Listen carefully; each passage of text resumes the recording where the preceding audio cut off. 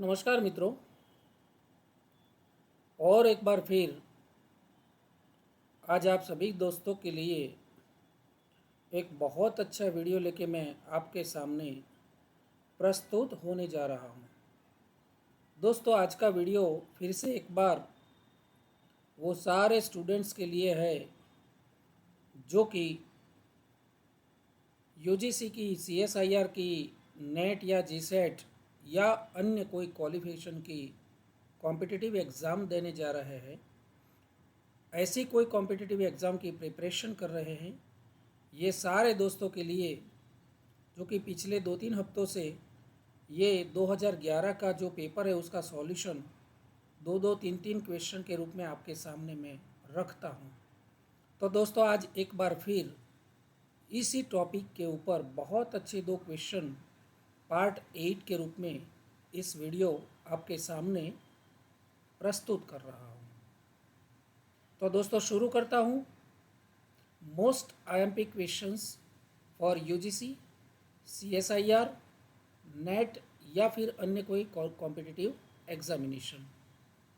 तो शुरू करने जा रहा हूँ दोस्तों आज का इस वीडियो, जो कि इस वीडियो का सबसे पहला क्वेश्चन है। Question number 1, the most in the most stable conformation of trans 1T butyl 3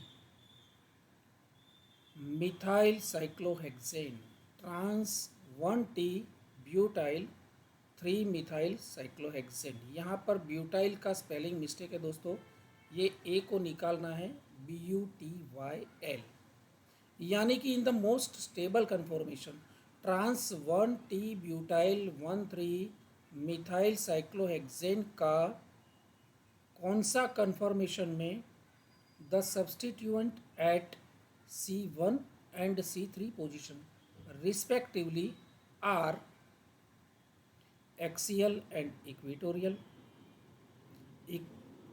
equatorial and equatorial, equatorial and axial या फिर एक्सियल एंड एक्सियल, यानी कि कार्बन 1 के ऊपर और कार्बन 3 के ऊपर, है ना, सब्सटीट्यूएंट कौन सी पोजीशन में होंगे, जो पोजीशन मोस्ट स्टेबल कन्फॉर्मेशन होगा। तो दोनों एक्सियल और इक्वेटोरियल होगा, इक्वेटोरियल और इक्वेटोरियल होगा, या फिर एक इक्वेटोरियल पे दूसरा एक्सियल पे, या फिर दोनों एक्सियल पोजीशन में होंगे। तो दोस्तों, इसके लिए हर बार की तरह आज भी मैं एक बहुत अच्छी हिंट आपको एक्सप्लेनेशन के रूप में दे रहा हूँ।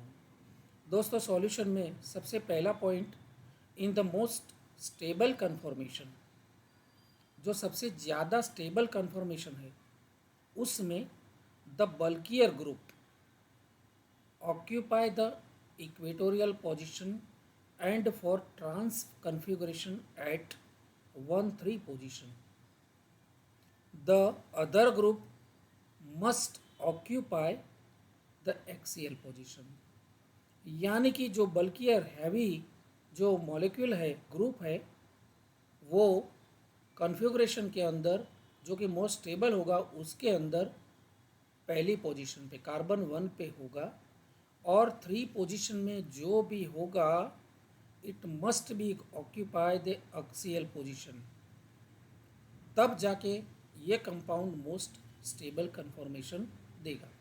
दस the most stable conformation of trans 1T butyl 3 methyl cyclohexane is, तो यहाँ पर ये कन्फॉर्मेशन है दोस्तों, ये पूरा मॉलिक्यूल है जिस मॉलिक्यूल को हम trans 1T butyl, trans 1T butyl, ठीक है, और 3 पोजीशन में मिथाइल एंड साइक्लोहेक्सेन, साइक्लोहेक्सेन का एक चेयर कॉन्फॉर्मेशन है, उसमें एक बल्कियर ग्रुप जो है टी ब्यूटाइल, ठीक है, और दूसरा जो तीसरी पोजीशन में है methyl group, methyl group butyl group से छोटा है। तो जब यहाँ ये ट्रांस पोजीशन में 1 के ऊपर यहाँ पर ब्यूटाइल ग्रुप अरेंज होता है तो तीसरी पोजीशन में methyl group must occupied on the axial position.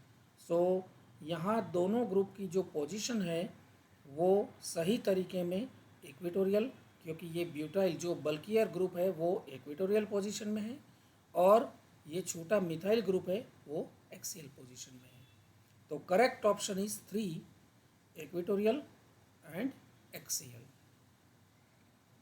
दोस्तों आज का इस जो वीडियो है उसका दूसरा बहुत महत्वपूर्ण और बहुत इम्पोर्टेंट ऐसा क्वेश्चन है, question number 2, among the carbocations given below.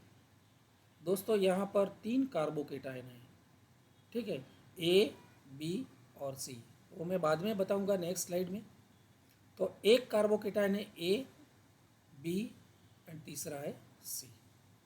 Among the carbocations given below, तो यहाँ पर मैं तीनों बताऊंगा, लेकिन उसके जो ऑप्शन है उसमें A is homoaromatic, B is anti aromatic and C is aromatic.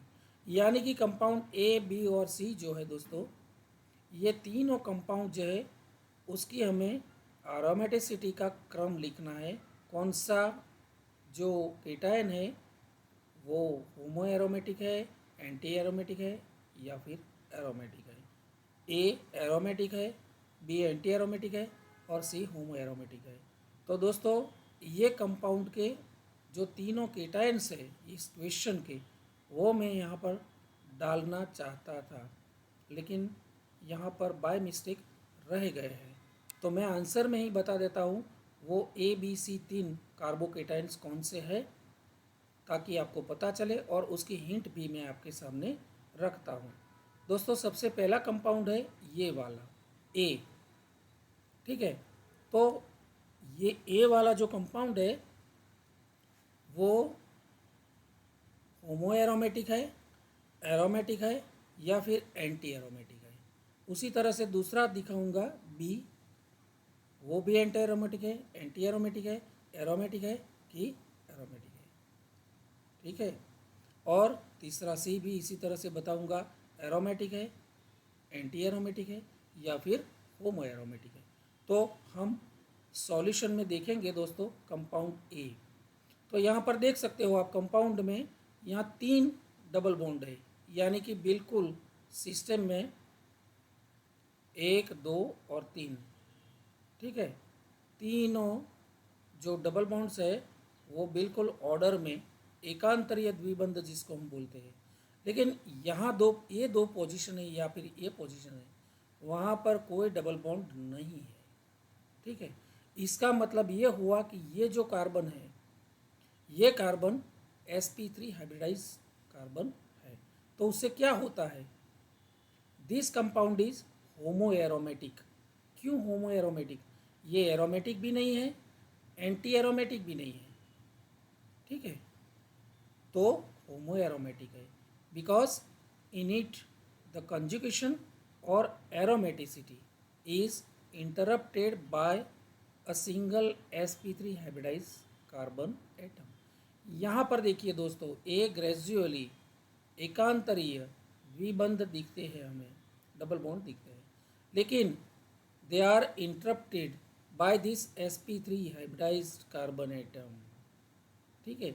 तो यहाँ पर उसकी जो साइकिल है डबल बॉन्ड की, एकांतरीय द्विबंध जिसको हम बोलते हैं, वो यहाँ पर इंटरप्ट हो गई है, मिस हो गई है।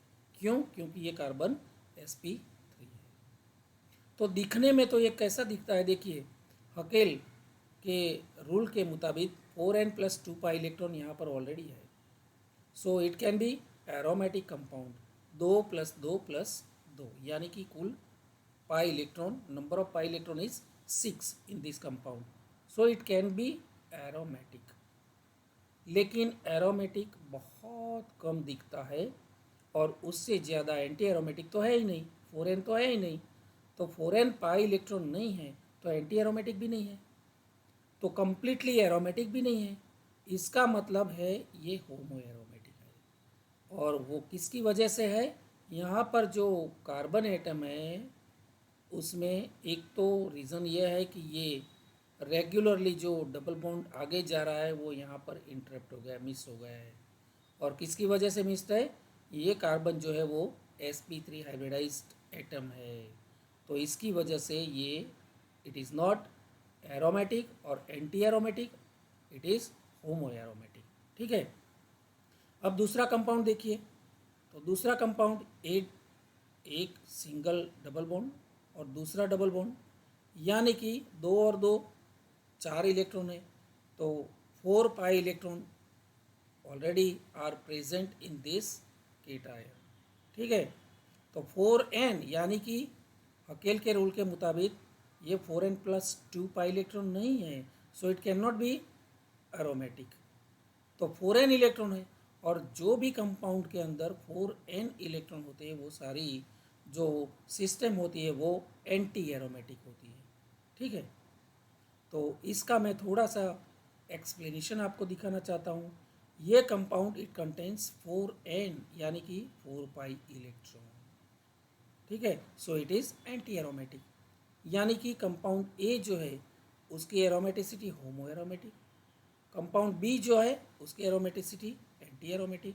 अब तीसरा कंपाउंड ये देखिए, साइक्लोप्रोपेन है और केटायन है, तो साइक्लोप्रोपेन केटायन के रूप में यहाँ पर है, सिंगल एक ही डबल बॉन्ड है यहाँ पर। तो इसकी पोजीशन क्या है? तो इसकी पोजीशन आप देखिए, this compound is planar compound, planar molecule है, और प्लेनर मॉलिक्यूल होने की वजह से it contains 4n plus 2 pi electrons, यानी कि 2 इलेक्ट्रॉन है यहाँ पर। पाई इलेक्ट्रॉन कितने हैं? 2 pi electrons are already present, so it is aromatic. तो यहाँ पर कंपाउंड ए बी और सी, अब देखिए यहाँ पर कंपाउंड दिए जाते हैं, इट इज़ बाय मिस्टेक मैं यहाँ पर चूक गया हूँ, यहाँ पर आपको दिखा नहीं सका, तो यहाँ पर बताता हूँ कि कंपाउंड ए जो है it is already homo aromatic, compound B it is already anti aromatic, and compound C it is already aromatic. So order of all these three cations is homo aromatic, A homo aromatic, B anti aromatic, and C aromatic. तो यहाँ पर 4 option में से सही option है answer 1, A is homo aromatic, B is anti aromatic and C is aromatic.